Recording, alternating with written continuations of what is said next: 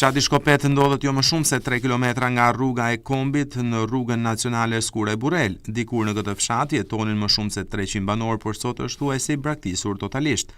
Frok për gjoka është ndër 3 familjet që nuk është larguar ende nga fshati. Ai tregon se dikur ky fshat gumuzhinte nga njerëzit edhe kishte thuajse të gjitha institucionet që i duheshin, me shkolla, qendër shëndetësore të tjerë. Për gjoka e krahason këtë fshat me fshatrat e braktisur të Greqisë, teksa ai shihte kur ka qenë emigrant. Shkak i braktisjes së Shkopetit sipas Frok për gjokës është mungesa e investimeve. Ky fshat ka marrë, si më thënë, ka futën pjesë e një zone që ka qenë frekuentuar që në kohën e Partisë Punës, në kohën e hidrocentralit, ka pas një gjallëri të jashtëzakonshme, me të gjitha institucionet, me shkolla, me restorante, me të gjitha resurse që i takon një zone. Tash është një zonë e braktisur. Më kujtohet një rrugë që kam bën kam për Greqi, fshati braktis diku afër verës në Greqi. Edhe tash nuk funksionon asnjëherë. Është gjinaf që kjo lloj zone mos t'i investohet, t'i jepet pak prioritet, sepse ndryshi nuk ngjohet ndryshimi askund. Për mua është një zonë, është një parajs, unë mund ta krahasoj me Zvicrën ose Gjermaninë.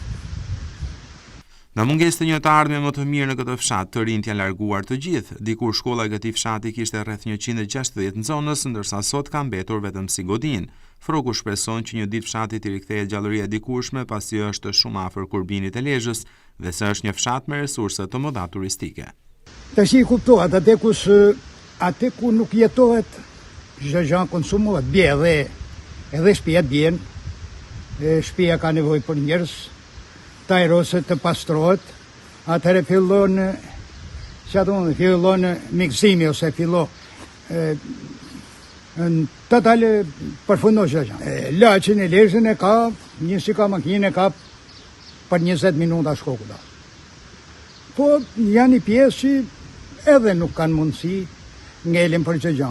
Edhe atje ku nuk ka të paktën qendër shëndetësore për një vjetër ose për një fëmijë, është shumë problem sepse nuk ka. Unë di që këtu ka qenë parafërsisht, unë pas edhe shok këtu në Jabanxhi, kanë pashku në një pjesë të Madheshit edhe të Shkopetit 160 nxënës. Sot po të them që gjithsej mund të jenë 7-8 familje nuk ka. 7-8 familje që janë. A mendohet që pjesa e fshatit nuk ekziston asnjë. Është vetëm pjesa periferike këtu e zonës.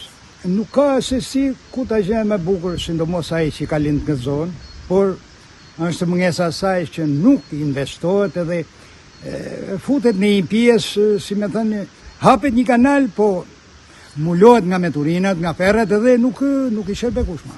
Kjo zonë e bukur, besoj që jo vetëm ato që kanë lind tu, e kanë përjardhën për ti, por edhe një pjesë dërmuese e tjerë të kërkojnë me investu dhe këtu jetohet. Është një zonë e bukur, një zonë turistike, një zonë që po të qese vetë dorë nga investitorë ose nga shteti, nga komunat e që janë to, këtu është një zonë e mrekullueshme dhe besoj që do kthejnë më shumë se kanë qenë dikur.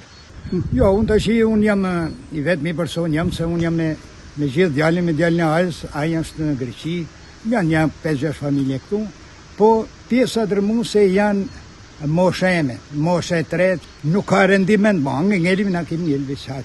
Sipas banorit Frok për gjoka, një tjetër arsye e largimit të banorëve është edhe privatizimi i hidrocentralit të Shkopetit, i cili largoi shumë punonjës nga puna rreth 10 vite më parë.